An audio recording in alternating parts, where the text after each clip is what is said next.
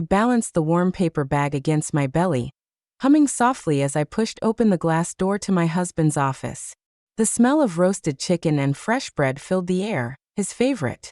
I thought I'd surprise him. But as I turned the corner, my heart froze. His jacket was on the floor. A woman's laughter, low, careless, spilled from inside. And then I saw them. Her lips were on his, her hands tangled in his hair. My husband, the man I trusted with my life, holding someone else as if she belonged to him. And when she saw me, she smiled, a cruel, knowing smile, before kicking my pregnant belly. My name is Clara, and at 28, I thought I had life figured out. Or at least the pieces were falling into place.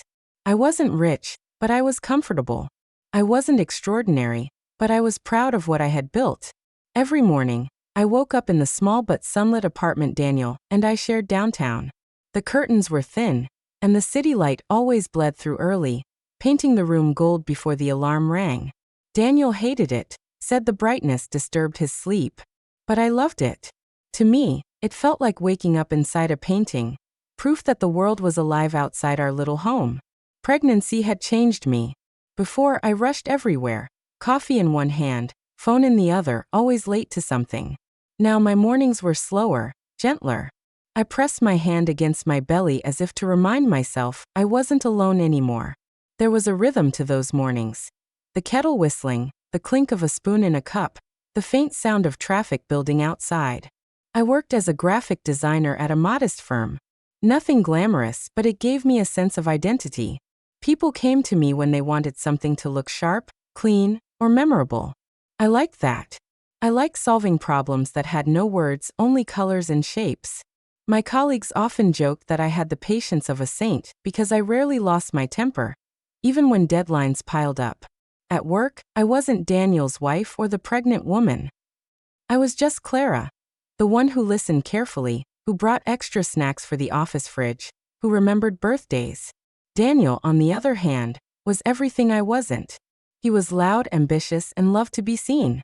He worked in corporate law, a world of sharp suits, late nights, and expensive dinners I couldn't always join. He said I grounded him, that I was the calm in his storm, and maybe I believed him. There were times I watched him from across a restaurant table, leaning back in his chair with that effortless confidence, making everyone laugh with stories I'd heard a dozen times. He knew how to hold a room, and I, quiet Clara, was content to sit in his shadow, sipping water, resting my hands on the curve of my belly. But shadows hide more than they reveal. At home, I tried to make everything easy for him. I cooked dinners even when my back ached. I folded his shirts the way he liked, sleeves tucked just so. I reminded him about his mother's birthday, sent flowers on his behalf, paid the electricity bill when he forgot. It wasn't about being a perfect wife. It was about love, or at least the kind I believed in. The neighbors thought we were a perfect couple. Mrs. Lang from 3B always said, "You two will have the most beautiful baby." Daniel would laugh, kiss my forehead in front of her, and say, "Of course, we're a team." And I clung to that word, team. But deep down, there were cracks I chose not to see. Daniel came home later and later. His phone buzzed with messages he didn't want me to read. He smelled of perfume sometimes, but I convinced myself it was from clients at his firm. When he canceled dinner because of work, I told myself I was being understanding. When he seemed distracted in bed, I said pregnancy had made me less appealing. I carried these doubts quietly, like stones in my pocket, heavy but hidden. And yet, there were also moments of sweetness. The time he pressed his ear to my belly and laughed because he swore the baby kicked when he spoke. The night he brought home ice cream at midnight because I'd cried over a commercial. Those little things fed my hope, watered it like a fragile plant. That's the thing about love. You can be starving and still, a few crumbs feel like a feast. Looking back now, I realize I was writing a story about us that existed only in my head. The real story, the one I would stumble into that day with the paper bag of roasted chicken, was something else entirely. Something darker. But before that moment, before the world cracked open, I was just Clara. A wife. A soon-to-be mother. A woman who still believed in promises whispered in the dark. The first time I suspected something was wrong, it was so small I almost laughed at myself for noticing. Daniel came home late one Thursday, his tie loose, his shirt half unbuttoned, smelling faintly of roses. Not the kind I wore, not the lotion I used, something heavier, sharper. I teased him, asked if his client wore perfume like a movie star. He smiled, kissed me on the cheek, and said, "You worry too much, Clara. You know I only have eyes for you." I wanted to believe him, so I did. That became my habit, believing first, questioning later. But the small signs kept piling up. He started carrying his phone everywhere, even into the shower. He used to toss it on the couch carelessly, laughing at group chats and showing me memes. Now the screen stayed face down, the passcode changed. When I asked, he shrugged and said work files were confidential. There were unexplained dinners, canceled weekends, calls answered in another room. I told myself law was demanding, that stress made people distant. But late at night, while I lay awake with the baby kicking gently inside me, doubt curled in my chest like smoke. One night, I woke to find his side of the bed empty. At first, I thought he was in the bathroom. But when I checked, the door was open. The apartment was quiet except for the hum of the refrigerator. Then I heard it, the low murmur of his voice on the balcony. He was pacing barefoot, whispering into the phone. I should have walked out, asked him directly. But instead, I froze behind the curtain listening. All I caught were fragments. "She can't know just a little longer. You drive me crazy." When he came back inside, I slipped into bed and pretended to be asleep. My heart hammered so loud I thought he would hear it. The next morning, he made pancakes. He was cheerful, teasing me about eating for two. I stared at him across the table, wondering if I was losing my mind. Could a man joke about blueberries while hiding another woman in his heart? I told myself not to overthink. Pregnancy hormones, I reasoned. They make you suspicious, emotional. That's what all the books said. And Daniel was my husband, the man who held me when I was sick, who promised to love me forever. But love, I was learning, can coexist with lies. The final crack came the week before everything shattered. I went to his office unannounced, carrying a small box of cookies I'd baked. His secretary, a kind woman named Paula, looked startled when she saw me. "Oh, Clara, he didn't tell me you were coming." I smiled, said it was a surprise. But when I asked if he was in, she hesitated. "He's in a meeting," she said, her voice too careful. I sat in the waiting area for nearly 40 minutes, listening to the muffled sounds behind the closed door. Every time I thought about knocking, fear held me back. Finally, the door opened. A woman stepped out, tall, striking, with dark red lipstick and hair so glossy it looked like glass. She glanced at me briefly, her smile thin, dismissive, before walking away with confident strides. Moments later, Daniel emerged, adjusting his tie, looking startled to see me. "Clara, what a surprise." He kissed me quickly, too quickly, as if to erase something. I handed him the cookies, my hands trembling slightly. "Who was she?" I asked softly. He laughed, waved his hand. "Client. Big case. You wouldn't understand." And I told myself, again, to trust him. Because trust is easier than confrontation when your whole world depends on the lie being untrue. But deep down I knew. So when the day came, when I carried the roasted chicken in a paper bag, humming to myself, planning to brighten his afternoon, I was already fragile, already bracing for something I couldn't name. The office smelled faintly of polished wood and cologne as I stepped inside. The receptionist wasn't at her desk. My footsteps echoed in the quiet hallway. And then I heard it, her laugh. Low. Careless. The same laugh I'd heard in my head every night since that tall woman walked past me with red lips and glossy hair. I pushed the door open, and the world collapsed. Daniel was leaning against his desk, his hands gripping her waist. She was perched there like she owned the place, kissing him with a hunger I'd never seen in him before. His suit jacket lay crumpled on the floor. Papers were scattered across the desk, forgotten. I froze in the doorway, the paper bag slipping slightly in my hand. For a moment, I couldn't breathe. The smell of roasted chicken mixed with the heavy perfume in the room, making me nauseous. Daniel turned first, his eyes wide, mouth falling open. Clara. But it was her, the woman, who moved. She looked at me slowly, from my face to my rounded belly. And then she smiled, not with shame, not with guilt, but with triumph. You must be the wife, she said coolly. I clutched my stomach, fighting for air. I'm pregnant, I whispered, as if that could mean something, as if that fact could shield me from her cruelty. She laughed, a sharp sound that cut through the room. And then, without warning, she swung her leg and kicked me in the belly. The pain was blinding. I stumbled back against the doorframe, the bag of food tumbling to the floor. For a moment, the world went silent except for the rush of blood in my ears. Daniel shouted her name, grabbed her arm, but I barely heard them. I slid down to the carpet, clutching my stomach, praying for the tiny life inside me. It wasn't just betrayal. It was brutality. It was the moment love turned into something jagged, something that tore me open from the inside.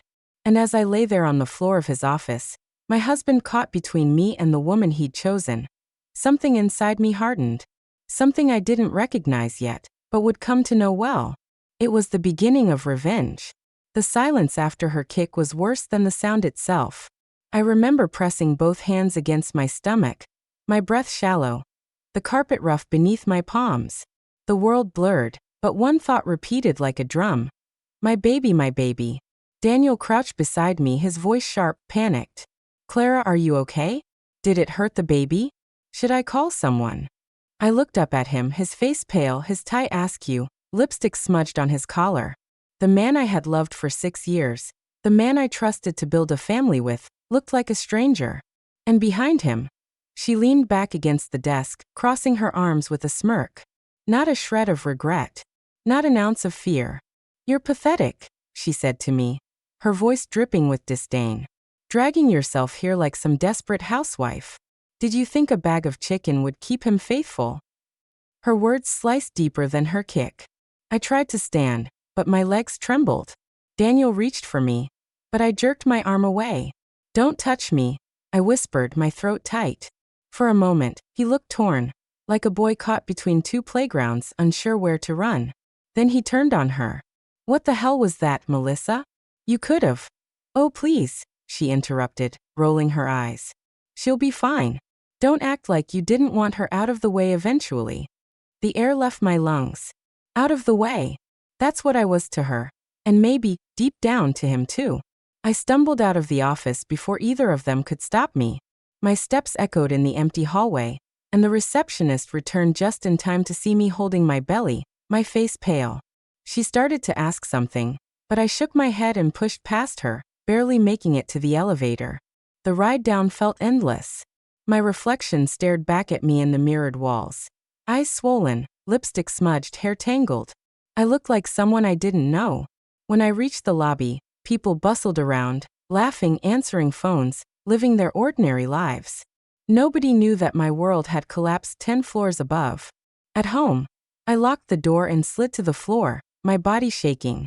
I sat there for hours, rocking slightly, whispering to my unborn child, I'll protect you, no matter what. I promise.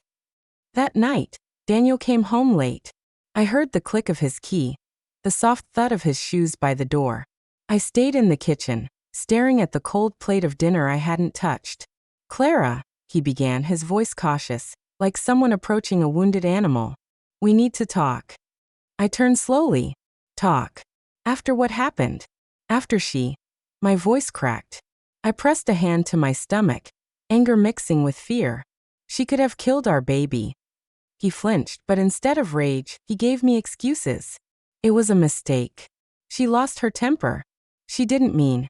I slammed my hand against the table. Don't defend her. The sound startled even me. The Clara I had been, the quiet, patient Clara, was slipping away. Daniel rubbed his face, pacing. You don't understand. Melissa, she's complicated. Things between us started before I realized how serious you and I were about the baby. She makes me feel alive. Alive. The word tasted bitter in my mouth. And what do I make you feel, Daniel? Invisible. He stopped, his shoulders sagging. For a moment, I thought he would beg for forgiveness, that he'd drop to his knees and choose me. Instead, he whispered, I don't know what I feel anymore. The floor seemed to tilt beneath me.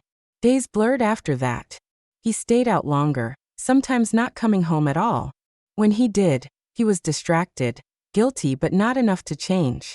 He kissed me on the forehead like a brother, not a husband. Melissa lingered like a shadow. She left her perfume on his clothes, her messages on his phone. I saw her once outside the grocery store. She looked me up and down, her eyes resting on my belly, and smirked as if she'd already won. And the worst part? No one knew. To the outside world, Daniel and I were still the golden couple expecting their first child. Friends sent baby gifts, my mother knitted blankets, the neighbors asked about nursery colors. I smiled, nodded, lied. But inside, I was unraveling. Every time the baby kicked, I felt two things at once: fierce love and burning anger. Love for the innocent life inside me. Anger at the man who should have protected us, but instead betrayed us. The conflict wasn't just between Daniel and me. It was inside me too. Part of me wanted to collapse into grief, to cry until there was nothing left. But another part, quiet, stubborn, refused to be destroyed. I thought about Melissa's words, her cruel laugh, the way she kicked me as if I were nothing. I thought about Daniel's hesitation, his excuses, his cowardice. And slowly, a different thought began to take root. Maybe I couldn't make him love me again. Maybe I couldn't erase what she did. But I could make sure the truth didn't stay hidden. If they wanted me invisible, I would make myself seen. If they thought I was weak, I would show them strength they couldn't imagine. Because betrayal is heavy, but silence is heavier. And I refused to carry it alone. Nights became the hardest. The apartment that once felt warm now felt like a stage after the play had ended. Empty, cold, every corner echoing with absence. Daniel's side of the bed grew colder each day he didn't come home. And even when he did, he lay there stiff, silent, smelling faintly of perfume that wasn't mine. I stopped sleeping. I would lie awake with my hands on my belly, feeling the baby move, my heart breaking and hardening at the same time. At 2 a.m., I'd sit up, unable to breathe, pacing the apartment barefoot. The clock ticked too loud. The refrigerator hummed. Even the city outside seemed to whisper reminders. He betrayed you, he betrayed you. One night, I sat on the kitchen floor, knees pulled to my chest, staring at the half-empty bottle of prenatal vitamins on the counter. I thought about how much care I put into protecting this tiny life. Eating carefully, resting when I could, taking vitamins like clockwork. And then I thought about Melissa's shoe slamming into my stomach, about Daniel's silence afterward. The contrast made me shake with fury. How could they treat something so sacred as if it were disposable? The anger scared me at first. I wasn't used to it. I had always been the quiet one, the peacemaker, the woman who folded laundry in perfect squares. But now my chest felt like it carried a storm, lightning crackling just under the skin. I tried to talk to Daniel again. It was a Sunday afternoon. He was half watching TV, half texting someone I didn't need to ask about. Daniel, I said softly, sitting across from him. Do you even want this baby? He froze, phone still in his hand. His jaw tightened. Clara, don't start. I need to know. I pressed, my voice trembling. Because I can't keep living like this, unsure if you're with me or against me. He finally looked at me, his eyes weary, almost irritated. Of course I want the baby. But things are complicated right now. Complicated. That word again. I realized then that I was waiting for a version of him that didn't exist anymore. The man who once held my hair back when I was sick, who whispered about baby names under the covers. That man was gone. Or maybe he had never truly been here at all. That night, while he snored beside me, I lay awake staring at the ceiling, a decision forming quietly in the dark. If he wasn't going to fight for me, for us, then I had to fight for myself. For my child. But what did fighting look like? I wasn't violent. I wasn't cruel. Revenge wasn't in my nature. And yet, the thought of doing nothing, of letting Melissa laugh in my face, of letting Daniel paint me as weak, was unbearable. The first step came almost by accident. I found myself at the library a week later, sitting in the corner with a stack of books about divorce, custody, and financial rights. I traced the words on the pages, my heart pounding as if I were committing a crime. The legal language was dry, but the message was clear. I had more power than I thought. I started keeping a journal. Every late night, every unexplained absence, every cruel word. I wrote it all down, careful, detailed, like evidence. I saved receipts I found in his jacket pockets, hotel charges, dinners for two. I snapped photos of his phone when he left it unattended for a moment too long. At first, I felt guilty. Spying. Collecting. But then I remembered Melissa's smirk, her words, out of the way. No. I wasn't going to be pushed out of the way. Still, even with my quiet plotting, I had nights where fear consumed me. What if Daniel left me with nothing? What if Melissa won, flaunting her victory while I struggled to raise a child alone? The fear pressed on my chest like a weight, making it hard to breathe. One night, I broke down completely. I sat in the nursery we hadn't finished, the crib still unassembled, boxes of baby clothes unopened. Tears streamed down my face as I whispered, I can't do this. I can't do this alone. And then I felt it, a kick. Strong, insistent. I pressed my hand against my belly, stunned. It was as if the baby was reminding me, you're not alone. I'm here. Fight for me. Something shifted inside me then. I thought of all the times I'd made myself small, quiet, agreeable so Daniel could shine. I thought of how Melissa treated me as if I were nothing, how Daniel defended her, how I almost disappeared into silence. But I wasn't nothing. I was a mother. I was the only shield standing between my child and a world that could be cruel. And if I let them destroy me, I'd be failing more than myself.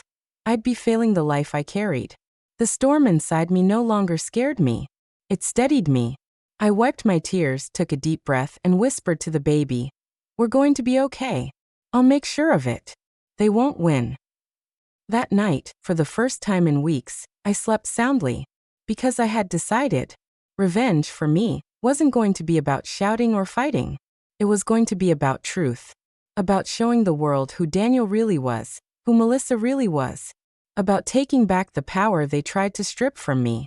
And once I made that decision, I felt something I hadn't felt in a long time. Hope. The morning after I made my decision, I woke up with a strange calm. Daniel left early for work, his cologne hanging in the air long after the door closed. I sat at the kitchen table with a notebook, my tea growing cold as I started writing a list. Protect the baby. Protect myself. Expose the truth. The order mattered. I couldn't let anger push me into reckless choices. Everything had to be careful, deliberate. The first step was finding help.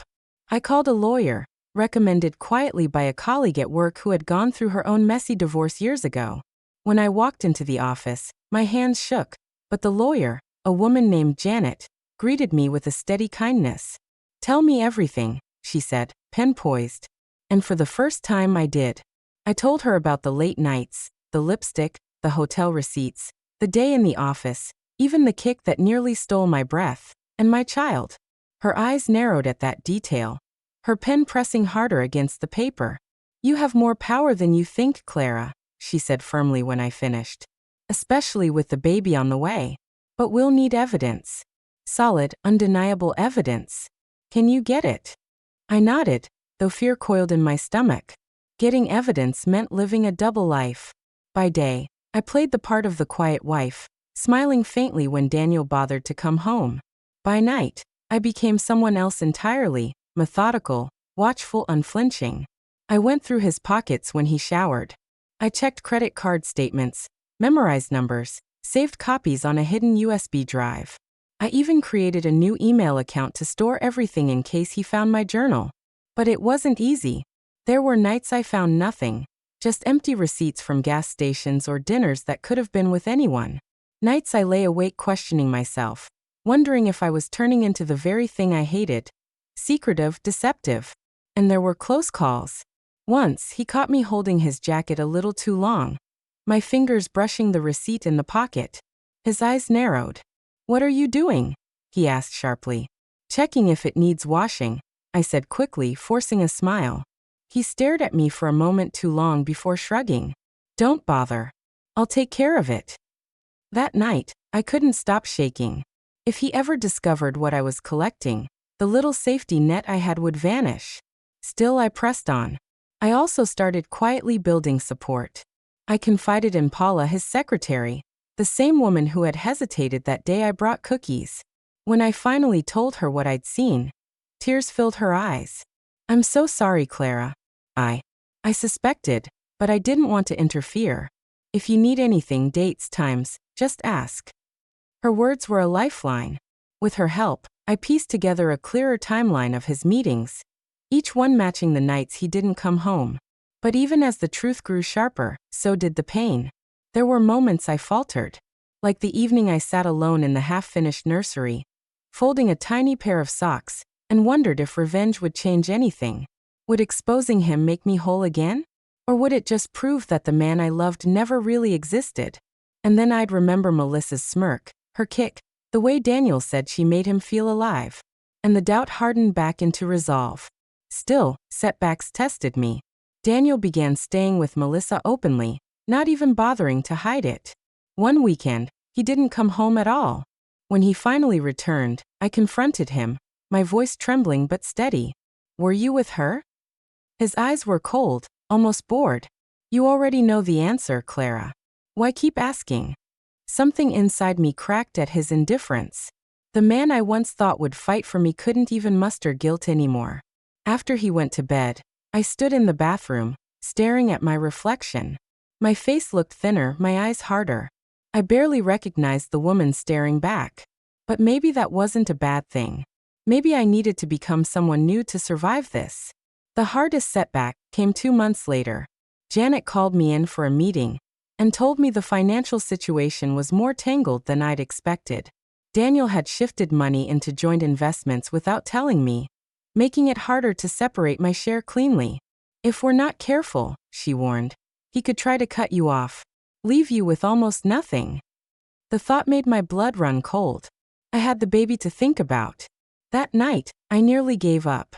I sat at the kitchen table, head in my hands, tears soaking the stack of documents I'd collected.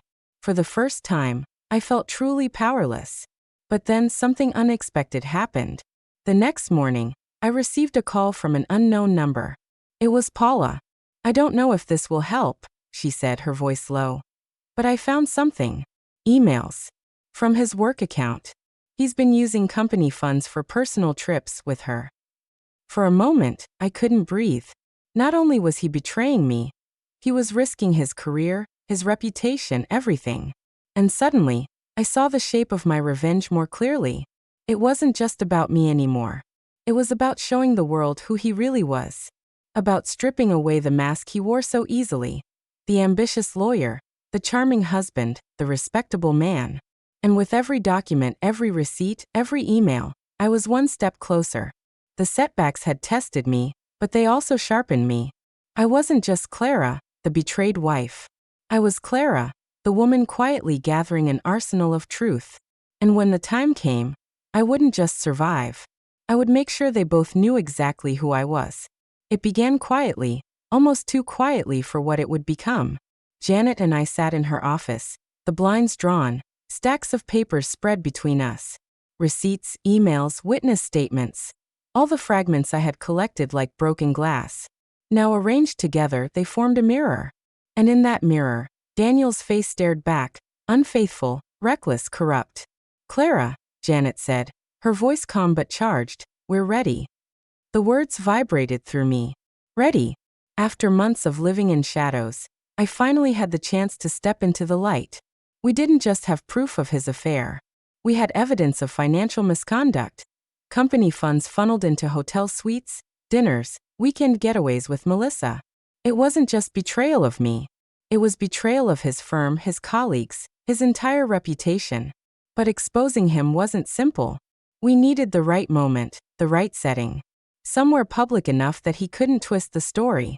Somewhere undeniable. The opportunity arrived like fate. His firm announced their annual gala. A glittering evening where partners paraded their success, investors mingled, and reputations were cemented. Daniel, of course, was set to give a speech. He spent days preparing, practicing in front of the mirror, smoothing his suit as if the world already belonged to him. And Melissa would be there. His partner. As he now introduced her without shame. I decided that was where the truth would land. The night of the gala, I dressed carefully, not flashy, not desperate. A simple black gown, my hair pinned back, my swollen belly unmistakable beneath the fabric. I wanted no one to look at me and see a victim. I wanted them to see strength, calm dignity. When I entered the ballroom, conversations hushed for just a second, then resumed with nervous energy. Eyes followed me, some sympathetic, some curious, some already whispering. Daniel froze at the podium when he saw me. For a fraction of a second, panic flickered across his face. Then he forced a smile, as if nothing in the world could touch him. Melissa stood at his side, wearing red. Bold, shameless. She smirked when our eyes met, as if she'd already won. I moved slowly, deliberately, across the room. Janet followed discreetly, carrying the manila envelope that held everything. Daniel cleared his throat, beginning his speech. His voice carried across the hall, polished, confident, rehearsed. And as we look toward the future, integrity will remain the foundation of everything we do. The irony nearly made me laugh. When he finished, applause filled the room. Cameras flashed. And then, before he could step down, I stepped forward. "Daniel," I said clearly, my voice cutting through the noise. The room fell silent. "This is yours." I handed him the envelope. His hand hesitated before taking it, confusion flashing across his face. He opened it quickly, his confident smile slipping as his eyes scanned the pages. Receipts, emails, hotel bookings, credit card statements. Then the misuse of firm funds. His face drained of color. Gasps rippled through the audience. Lawyers leaned toward each other, murmuring. A partner's wife covered her mouth. The investors began whispering urgently. Melissa's smirk vanished. Daniel looked up at me, his mask crumbling. "Clara," he said, voice low. "What have you done?" I lifted my chin. Told the truth. For months, I had carried the weight of secrets. That night, I dropped them all into his lap, in front of the people who mattered most to him. The managing partner of the firm stepped forward, face grim. "Daniel, is this true?" Daniel stammered, sweat glistening on his forehead. It's not what it looks like." But the evidence spoke louder than his excuses. Melissa tried to slip away, but the photographers caught her arm. She pulled free, her face twisting with rage, and hissed at him. "You told me no one would ever find out." The room was chaos, whispers, flashes, Daniel's voice breaking as he tried to explain. I didn't stay to watch the rest. I didn't need to. My truth had been delivered, sharp and undeniable. His empire of lies was crumbling in front of everyone he had tried so hard to impress. I walked out of that ballroom with my head high. For the first time in months, my steps felt steady, unshaken. Outside, the night air was cool against my skin. I placed a hand on my belly, feeling a faint kick. "We did it," I whispered. For so long, I had been afraid of losing him, of losing myself, of being left with nothing. But standing there under the city lights, I realized I hadn't lost. I had won the only battle that mattered. The fight to reclaim my own voice. That night marked the beginning of the end for Daniel. The firm launched an investigation. His partners turned on him. Melissa disappeared from the picture within days. His reputation, once polished and untouchable, became a cautionary tale whispered in corners. And me? I didn't feel triumphant. Not exactly. The truth wasn't about revenge. It was about freedom. It was about walking away without chains, without lies, without fear. I knew the hardest part still lay ahead. Raising a child alone, rebuilding a life from broken pieces. But for the first time, I wasn't afraid of the struggle, because I had proven something to myself. I wasn't weak. I wasn't silent. And I wasn't his anymore. The weeks after the gala felt like walking through the ruins of a storm. Every headline carried Daniel's name, not for his brilliance, but for his downfall. Prominent attorney under investigation. Affair funded by firm's clients. His carefully built empire cracked, then collapsed brick by brick. I watched from a distance. Not with glee, not with bitterness. Just relief. The truth had finally stood on its own. At first, I thought I'd feel empty when it was over. After all, revenge had fueled me for months. But instead, I felt lighter. My chest no longer carried the weight of silence. My nights no longer echoed with unanswered questions. I had given the world the truth. And in doing so, I had given myself permission to begin again. The baby arrived on a rainy morning in March. Labor was long, exhausting. But when they placed her in my arms, everything stilled. She was small, pink-faced, her tiny hand curling instinctively around my finger. I cried harder than I ever had. Not from pain, not from loss, but from a love so immediate and fierce it frightened me. "Hello, little one," I whispered, my voice shaking. "It's just us now." In that moment, I promised her something. Not riches, not perfection, not an unbroken life. I promised her truth. That I would never hide behind lies, never silence her voice, never let her doubt her worth. For so long, I had chased someone else's approval, lived in someone else's shadow.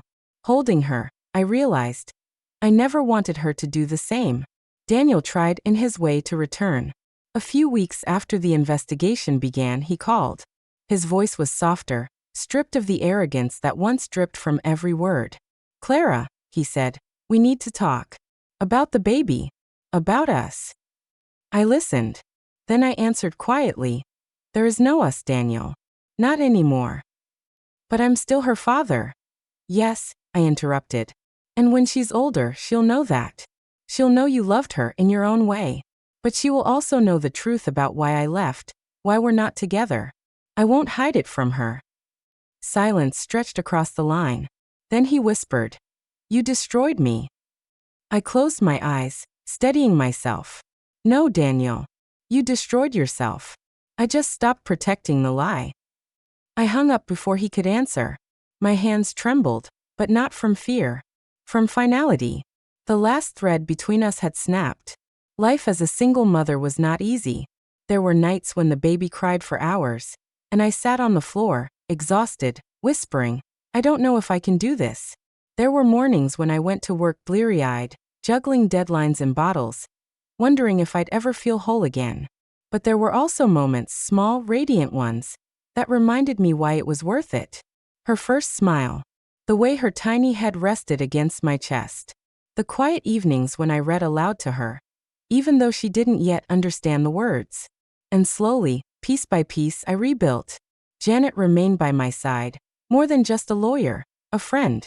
One evening, as we packed up documents, she looked at me and said, "You know, Clara, you've done something most people never dare. You faced the truth and you survived it." I smiled faintly. Some days, surviving feels like all I'm doing. She shook her head. "No. You're more than surviving. You're living honestly. And that's rarer than you think." Her words stayed with me. Because she was right. I wasn't living the life I once imagined. The perfect family, the polished husband, the glossy future. But maybe I didn't need that anymore. What I had now was raw, imperfect, real. And maybe that was stronger than anything polished could ever be. One afternoon, months later, I pushed the stroller through the park. The cherry blossoms were blooming, soft petals drifting like confetti in the breeze. People passed by, couples holding hands, children running ahead, old men feeding pigeons. A woman stopped to peek at the baby. "She's beautiful," she said warmly. "Thank you," I answered. "You look so peaceful," the woman added. "Like you've come through something hard." I met her eyes, surprised at her perception. Then I smiled. "I have." As she walked away, I looked down at my daughter, who cooed up at me with wide, curious eyes. And I thought, maybe peace doesn't come from avoiding pain. Maybe it comes from walking through it, carrying the scars, and still choosing to love anyway. Sometimes, late at night, I still remembered the ballroom, Daniel's face pale, Melissa's smirk fading, the collective gasp of the crowd. That moment had changed everything. But as time passed, it became less about the spectacle, less about his downfall. What lingered wasn't the memory of his shame. It was the memory of my strength. The night I chose myself. The night I chose truth. And so my story doesn't end with revenge or victory or even justice. It ends, or perhaps begins, with a promise. A promise to raise my daughter in honesty. A promise to never again shrink my voice. A promise to keep walking forward, no matter how heavy the past. Because life, I've learned, is not about avoiding betrayal. It's about what you do after it shatters you. And me? I built something new from the pieces. Something fragile. Something strong. Something ours.